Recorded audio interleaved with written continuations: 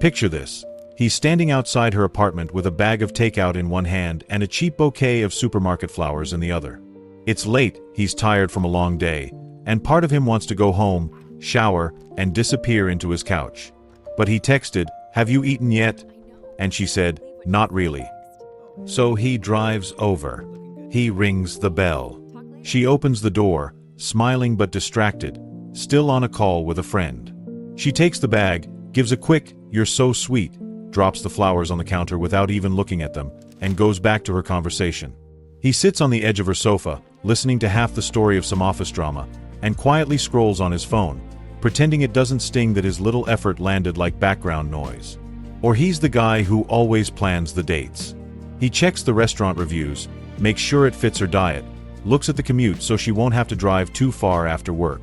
When they sit down, she says, "I don't know, I'm just not feeling this place," and jokes, "Next time let me choose," in a tone that tells him his attempt missed the mark. The food is fine, the night is fine, but on the way home he thinks, "Why do I bother so much if it never really hits?" Or maybe he's already in a long-term relationship. He fixes the broken shelf, books the car service, remembers her mom's birthday, handles the boring logistics so her world runs smoother. She says she wants a man who shows up, so he does. But when she talks about what she wants out loud, it sounds like some other man. More romantic, more emotionally expressive, more whatever.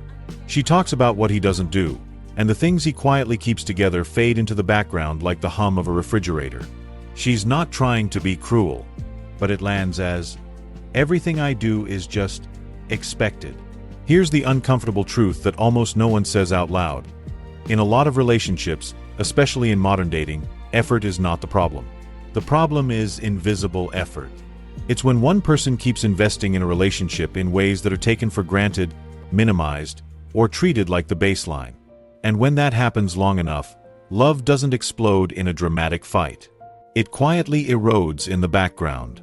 People like to say, if you love someone, you just keep trying.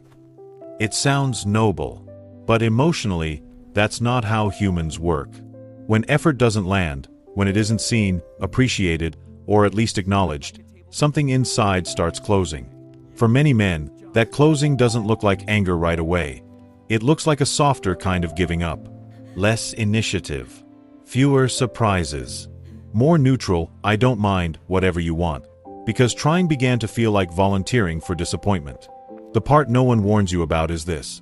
Love often dies, not because there was no effort, but because one person kept pouring from a cup that the other person didn't even realize they were drinking from.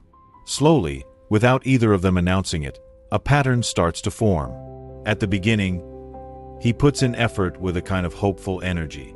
He plans dates, offers help, checks in, suggests things to make her life easier. When she reacts with genuine appreciation, his chest opens up. He thinks, "We're building something." But every time his effort is brushed aside, criticized, or treated like bare minimum, it's like an emotional bank account withdrawal. 1 or 2 withdrawals are fine. He tells himself, maybe she had a bad day. But when it becomes a trend, he learns a quiet lesson. Trying is risky. The more I try, the more I feel unseen. This is the loop many couples get stuck in. The invisible effort loop. On the surface, it looks like this. He stops trying as much, she feels less cared for, she complains or withdraws, he hears it as, "Nothing I do is ever enough," and that makes him want to try even less. Underneath, it's a constant exchange of misread signals. She often doesn't register half the things he's doing as effort, because she has her own internal scoreboard based on what she values most. He often doesn't register her frustration as hurt, but as criticism or never satisfied. Both of them are making deposits and withdrawals into an emotional bank account using different currencies. It's very common that when effort becomes invisible, blame takes over. She thinks, "He's getting lazy. He chased me at the beginning, but now he can't be bothered." He thinks, "She doesn't appreciate anything. I'm damned if I do, damned if I don't." Instead of seeing the pattern, they attack each other's personality. "You're selfish, you're dramatic, you're ungrateful, you're cold." The relationship quietly shifts from 2 people on the same side to 2 people defending themselves in a courtroom that no one else can see. But this loop is rarely just about he's a bad guy, or she's impossible to please. Behind it, there are old habits, family stories, and emotional survival skills that started long before they met. Maybe he grew up in a home where effort was only noticed when something went wrong. If he brought home good grades, the response was, "That's what you're supposed to do." If he failed, he got lectured or shamed. So he learned that being seen is dangerous and that doing well is just normal, not something people thank you for. Later, when his girlfriend or wife shrugs off his effort as obvious or criticizes the way he does it, it touches that same old bruise, "I'm only visible when I fail." Maybe she grew up in a home where words and emotional presence mattered more than practical help. Her dad might have worked very hard, but was never really there. So for her, the real effort is not washing the dishes or paying the bills. It's asking about her feelings, remembering what she said last week, putting down the phone to really listen.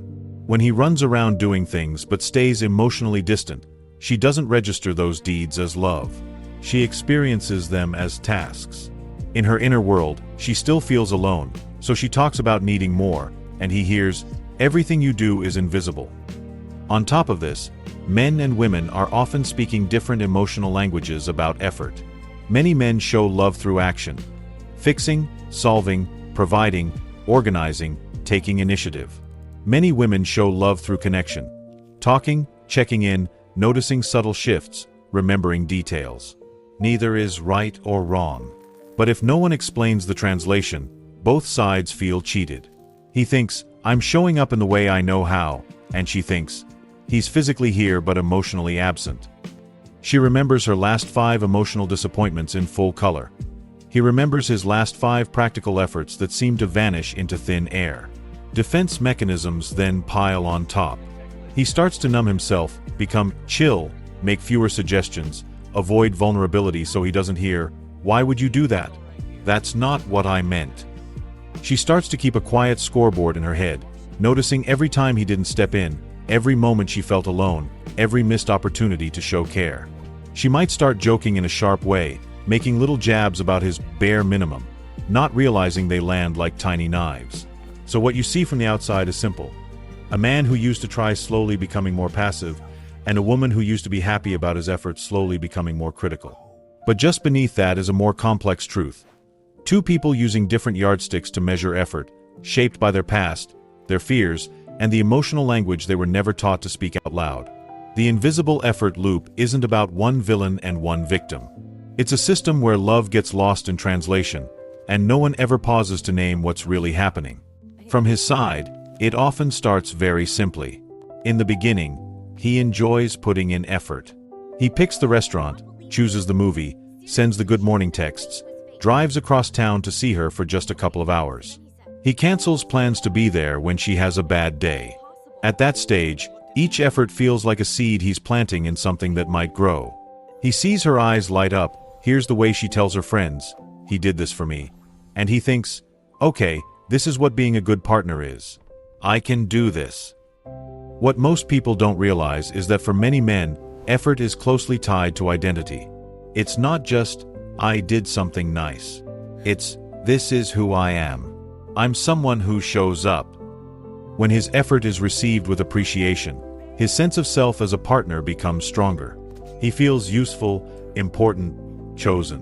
When his effort is ignored, criticized, or measured against some invisible standard he didn't even know existed, it isn't only disappointing. It quietly attacks his sense of worth. Inside, he might be thinking things he never says out loud. "I want to make her life easier, but I don't know what actually lands for her. If I ask, I feel stupid, like I should already know. If I guess and get it wrong, I feel like an idiot." After enough failed attempts, effort stops feeling like love and starts feeling like a test he is destined to fail. And most men, when they feel like they are constantly failing in love, don't slam their fists and shout about it all the time. They shrink.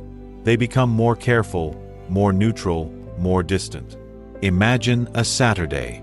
He wakes up early to take his car for maintenance so that when he picks her up that evening, everything will be smooth. He texts her, "I'll swing by around 7, is that okay?" She says, "Yeah, fine." At 7 he shows up, car clean, route checked, reservation confirmed. She gets in and sighs, "I'm so tired. I wish you would sometimes just surprise me with something different." He's confused. In his head, this whole plan was an effort. To her, it felt like autopilot.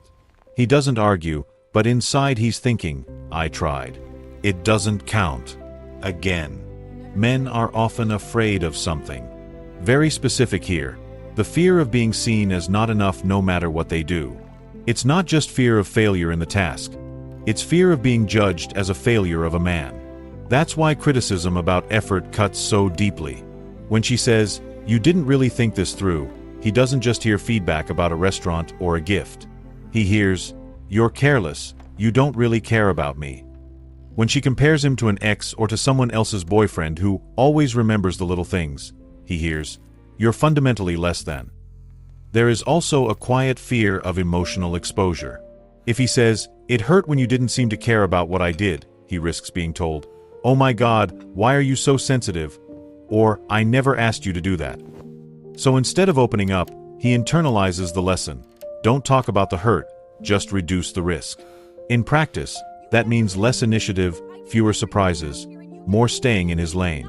He starts to think, if you're going to criticize my effort, I'll just stick to the basics. Pay my share, show up, don't rock the boat. From the outside, that can look like loss of interest or laziness. From the inside, it's often self-protection. He might still care deeply. He might still love her. But he's trying to survive emotionally by lowering the possibility of rejection. Every time he thought, maybe I'll plan something special, and then the last thing he did was shrugged off, he put another little brick in the wall between them. Picture them on the couch. She's scrolling her phone, half watching a show. He thinks about asking, "Do you want to go away for a weekend sometime? Just the two of us." Then he remembers the last time he suggested a trip, and she focused mainly on what was inconvenient about it. He doesn't want to risk hearing, "You never think about my schedule," again. So instead he says nothing, opens his own phone, and scrolls too. The idea dies before it's even spoken. She feels he never initiates anything special anymore. He feels he's already been told, in 100 small ways, that his ideas don't land. There's also the layer of pride and the need for respect. Many men were raised with the message that their value is measured by what they provide, what they fix, how reliable they are. When their effort is taken for granted, they feel disrespected, even if they don't use that word. Respect, for many men, doesn't just mean being obeyed. It means being recognized as someone whose contributions matter. A simple, "I see what you did, and it matters to me," can bring warmth back into his chest. The absence of that, over time, leaves him numb. He might remember the time she laughed at his attempts because they were not her style. The sweater he picked that wasn't her color. The restaurant that was too noisy. The surprise visit that came when she was in a bad mood. None of those moments are evil on their own. She might have been completely honest, without any intention to hurt. But he strings them together in his memory like little beads of failure. And because he's not encouraged to talk about his emotional perception of those things, they just sit in his nervous system as proof. I should stop trying so hard. It just opens me up to disappointment. The tragedy is that he often hides all of this behind a calm face. He cracks jokes, makes everything no big deal, shrugs off his own hurt. He says things like, "It's fine, don't worry about it," when it's not actually fine. He tells himself, real men don't complain about not being appreciated. So instead of complaining, he gradually withdraws. First emotionally, then physically. Shorter messages. Less enthusiasm. Less eye contact. Less future planning. Nothing dramatic enough to be called breaking up, but strong enough that she can feel him slipping away. Inside him, the story sounds like, "I loved you loudly at first. Then I learned it was safer to love you quietly. Now I'm wondering if it's safer not to love you at all." He doesn't wake up one morning and decide to stop caring. It's more like standing in the ocean and realizing, little by little, that the tide has carried him far from shore. He looks back and the distance shocks even him. When his effort becomes invisible, part of his love doesn't die immediately. It goes into hiding. It waits to see if anyone will come looking for it, if anyone will say, I know you tried. I know you care. I see the way you've been showing up, even if it wasn't always my preferred way. When that recognition doesn't come, what fades is not just his motivation, but his belief that this relationship is a place where his heart is safe to be invested. From her side, it can look completely different. She doesn't see the invisible scoreboard in his head where every effort that went unnoticed became proof that trying is dangerous. She sees what's in front of her now, a man who used to show up with energy and ideas, and who now seems to just exist next to her. In her body, that shift feels like rejection.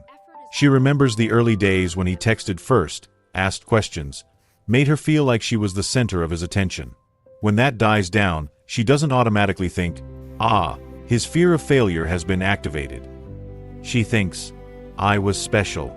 Now I'm not. So when he stops suggesting dates, she doesn't know that he's internally reviewing a list of past, failed attempts. She just feels abandoned. When he switches from thoughtful surprises to safe, practical routines, she doesn't know that he's choosing what feels least risky. She feels like she's living with a roommate who handles logistics instead of a partner who is actively choosing her. To her, the emotional signal is, you're not worth the extra mile anymore. When he goes quiet after she reacts critically, the translation in her head is often, he doesn't care enough to talk about it. But in his inner language, that silence often means, I'm trying not to make this worse. I'm afraid that if I say what I really feel, I'll be attacked or dismissed. His shutdown is a kind of emotional fire exit. He runs there when he feels there is no safe way to stay in the conversation. To her, silence feels like emotional abandonment.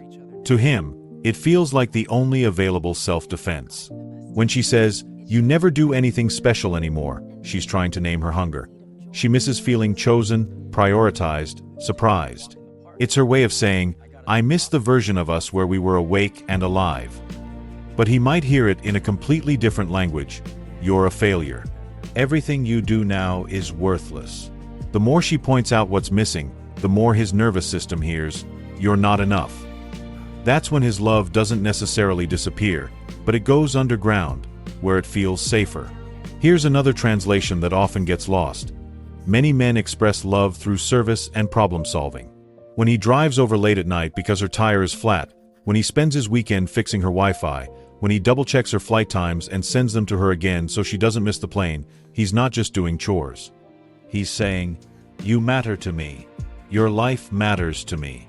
I want to be the person who has your back.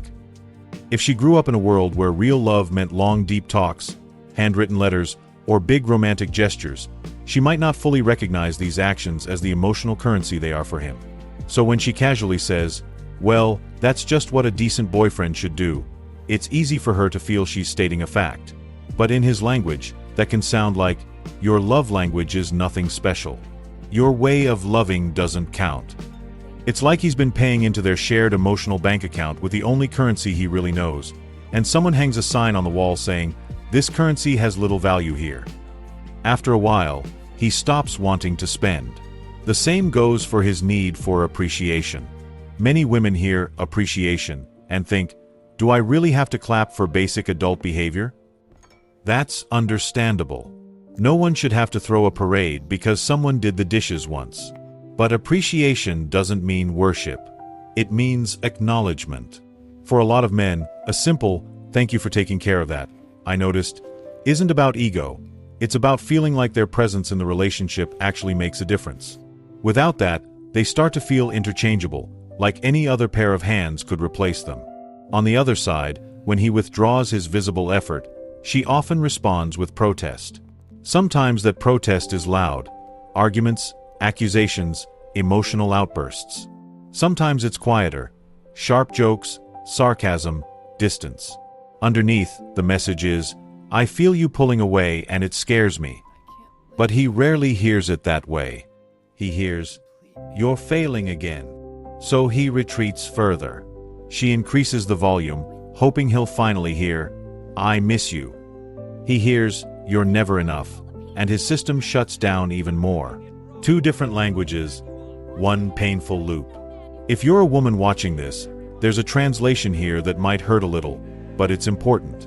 When you say, you never do anything for me, and deep down you mean, I miss the extra spark, the effort, the romance, he might not fight you on it.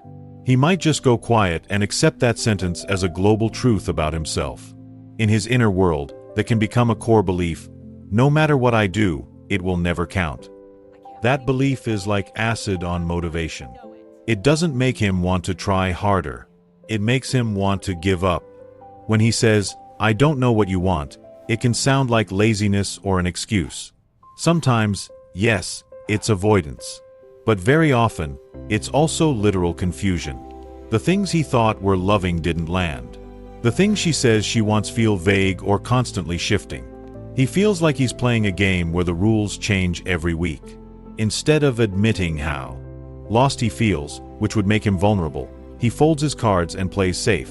Minimal effort, minimal risk, minimal exposure. If you're a man watching this, there's a translation you need too. When she pokes at your effort, when she says, "Other guys do X," when she seems to only notice what's missing, it's easy to hear it as pure attack. But often, it's desperation. She's trying, in a clumsy way, to wake you up. To say, "I can feel your love shrinking and I don't know how to pull you back." That doesn't make the criticism healthy or okay. But understanding that her anger often sits on top of grief can change how you respond to it. In many relationships, both sides are hurting because effort doesn't match expectation. He thinks, "If I'm here, if I'm loyal, if I handle things, that should be enough." She thinks, "If you loved me, you'd still show it in ways that make me feel chosen, not just maintained." Neither of them is the villain for having those needs. The damage comes when they keep demanding in their own language and refusing to hear the other. So here is the simple translation at the core of this video. When his effort becomes invisible, his love often doesn't vanish overnight. It changes shape. It hides behind routine, behind jokes, behind a tired, whatever you want. It is there, but it's scared. It's waiting to see if the way he loves can be seen as love, not just as basic maintenance. When she feels abandoned by his fading initiative, she's not just being dramatic. She's mourning a sense of being cherished. Two people, one story, told in two emotional languages that no one ever taught them how to read. Here are some harsh truths that many couples only discover when it's almost too late. The first one is this: effort without acknowledgement does not last. You can tell yourself, "If he really loved me, he'd keep trying anyway," or "If she really cared, she'd just be grateful." But that's not how human motivation works. People are not machines. When effort is met again and again with criticism, indifference, or a moving target of expectations, love starts to protect itself by doing less. That doesn't make it noble, but it does make it human. If you expect your partner to keep pouring from an empty cup forever, you are not asking for love, you are asking for self-erasure. The second harsh truth is that many people want the benefits of a devoted partner without doing the emotional work of making that devotion feel safe. It's easy to say, "I want someone who always shows up for me," and much harder to ask, "Do I create an environment where showing up feels appreciated, or does it feel like walking into an exam?" If your partner constantly feels like whatever they do will be graded, compared, or brushed aside, you might be unintentionally training them to stop trying. You may not mean to punish effort, but the impact is the same. Another uncomfortable truth: some men hide behind confusion as an excuse for not growing. Many men genuinely don't understand what their partner needs emotionally. But at some point, "I don't know what you want" turns into, "I'm not willing to do the work to find out." When he refuses to ask questions, refuses to listen without getting defensive, refuses to change even small things he clearly knows matter to her, his withdrawal is no longer just about fear. It becomes a choice to stay emotionally lazy. On the other hand, some women hide behind high standards as a way to avoid vulnerability. Wanting to be cherished is not the problem. Expecting mind reading, rejecting any imperfect attempt, and constantly comparing your partner to an imaginary man who exists only on social media, that's something else. If no effort ever qualifies as enough, unless it matches your internal script perfectly, then you're not just asking for love, you're demanding control. Underneath that often lives a deep fear of being disappointed, of needing someone and finding out they can't actually meet you. So you preemptively invalidate their efforts, so you never have to admit that you are scared. There is also the harsh truth of quiet revenge and scorekeeping. When people feel their effort has been ignored or mocked for long enough, They often start doing the bare minimum on purpose. They won't say, "I'm punishing you," but they begin to think, "Why should I go out of my way when you clearly don't care?" At the same time, they keep a mental spreadsheet of who did what, who tried more, who failed more. Scorekeeping is what people do when they feel unseen and unsafe.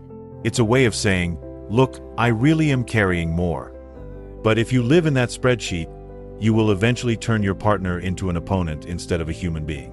You will only see what they fail to do, not what they are shyly, clumsily trying to do in their own language. We also need to face this. Not every withdrawal is just a misunderstanding. Sometimes his love fades because, deep down, he has stopped respecting the person he's with. Maybe he feels constantly belittled, judged, told that his way of loving is wrong. Maybe he has reached a point where he would rather protect his pride than fight for the relationship. Similarly, sometimes her criticism and distance come from genuine exhaustion. She has carried emotional weight for so long that she cannot keep pretending she's fine with crumbs of effort. In these cases, both people have to be brutally honest. Are we still willing to work on this, or are we just slowly breaking each other while pretending we're trying? Finally, there is the hardest truth of all. Love is not enough if both people refuse to grow. You can care about each other and still destroy the relationship by clinging to your defenses, your pride, your old stories. If he insists, "This is just how I am, take it or leave it," and she insists, "If you loved me, you'd magically know what I need," they are both choosing their comfort zone over the relationship. Effort will keep fading, resentment will keep rising, and one day they will look back and call it falling out of love, when, in reality, they slowly starve that love of oxygen. The warm side of these harsh truths is this. Once you see the pattern clearly, you can stop treating each other like enemies and start treating the problem as the enemy. His invisible effort, her invisible hurt, his fear of criticism, her fear of being unchosen. None of these make either of them a monster. They make them human. But humanity is not an excuse to stay stuck. It's an invitation to take responsibility, to say, "Yes, my reactions make sense, but they are also hurting us. What can I do differently now?" So if you're listening to this and you recognize the pattern, the question becomes, what now? How do you bring his effort back into the light without turning your relationship into a constant performance review? How do you make love feel safe enough again that both people actually want to try, not just out of duty, but out of genuine desire? One shift that often helps is a small daily ritual of acknowledgement. Nothing dramatic, just a habit of saying, "I saw that," once a day. It might be a message at night, "Thank you for handling dinner, I know you were tired." It might be in the car, "I noticed you drove all the way here just to see me, that means something to me." The point isn't to give gold stars for basic tasks. The point is to send a clear signal, "Your effort is not invisible to me." For many men, that alone wakes up parts of their heart that have been sleeping. For many women, hearing "thank you" for their emotional labor, planning, remembering, checking in, softens the edge of their resentment. Another practical shift is to talk openly about what counts as effort in each other's language. Most couples never have that conversation. You can make it concrete. Sit down during a calm moment and say, "When you do X, it feels like love to me. When you do Y, I barely notice it, even though I know it matters to you." Then listen without arguing. He might say, "When you hug me and say you're proud of me, that lands deeply." She might say, "When you put your phone away and ask how I really am, that's when I feel loved." You start building a shared map instead of wandering blind in each other's emotional forests. For men, one powerful move is to be honest about the point where your efforts started to fade. Not as a weapon, not as a guilt trip, but as information. You might say, "There was a time I stopped planning things because it always felt like I got it wrong. I didn't know how to tell you that without sounding weak, so I just did less." That's vulnerable, but it gives her a chance she never had before, to understand what was actually happening inside you instead of guessing. It tells her, "My silence was fear, not lack of love." For women, a key shift is to separate disappointment from contempt. You're allowed to want more than basic functioning. But when disappointment turns into a constant tone of, "You're never enough," it becomes poison. Instead of, "You never do anything for me anymore," try, "When we don't have intentional time together, I feel unimportant. Can we choose one thing this week that feels special for both of us?" It's not about sugarcoating your needs. It's about naming them in a way that invites effort instead of shaming it into hiding. Another step is to create one no fixing, just listening conversation each week. Pick a time with no phones, even if it's just 20 minutes.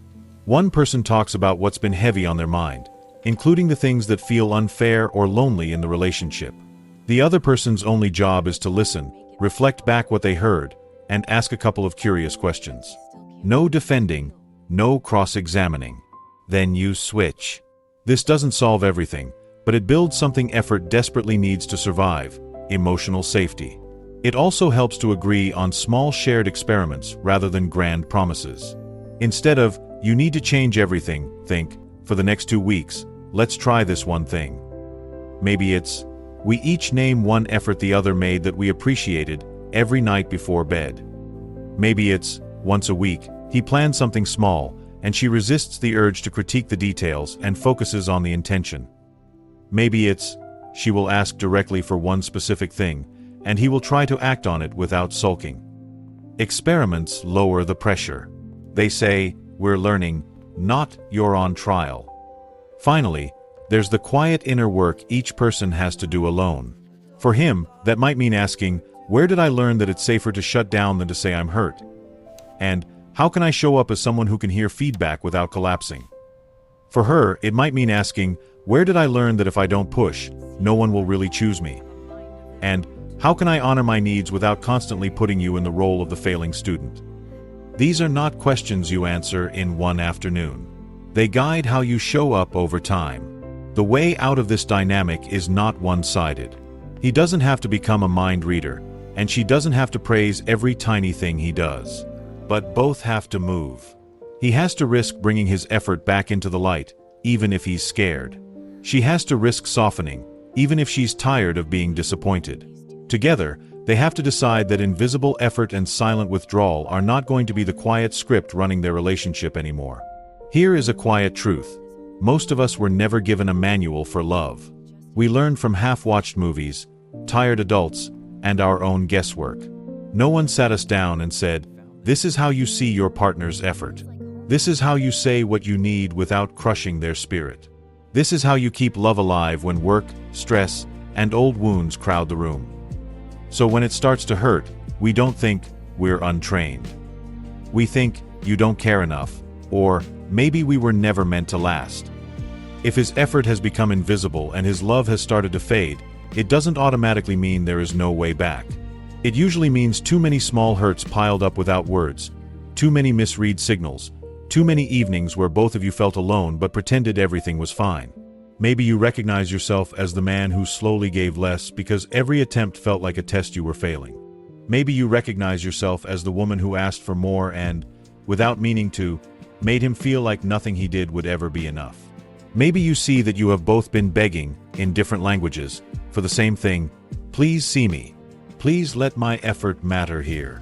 There is hope when two people are still willing to be honest and kind at the same time.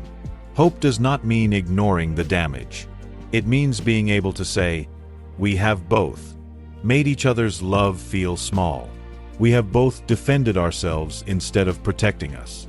But I am still willing to learn you, and I'm willing to let you learn me."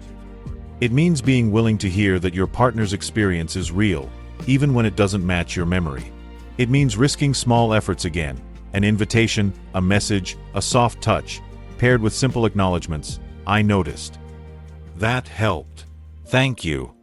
And it also means knowing your line. If what you meet is not confusion or clumsiness but cruelty, manipulation, or abuse, then the bravest thing you can do is not to try harder, but to get safe. But if what you have is two imperfect humans who still care, tired, proud, scared, but not done, then there is room to rebuild something more honest than the early fantasy ever was. It will not look like the first weeks of Butterflies. It might look like two people sitting at a kitchen table, awkwardly telling the truth about where their love started to hide, and choosing, bit by bit, to bring it back into the light. If you heard yourself in this story, whether as the one whose effort faded, or the one who felt abandoned by that fading, maybe this is your invitation. Not to fix everything tonight, not to perform for anyone watching from the outside, but to start with one real conversation, one genuine "I see you," one small step toward speaking openly, even if your voice shakes.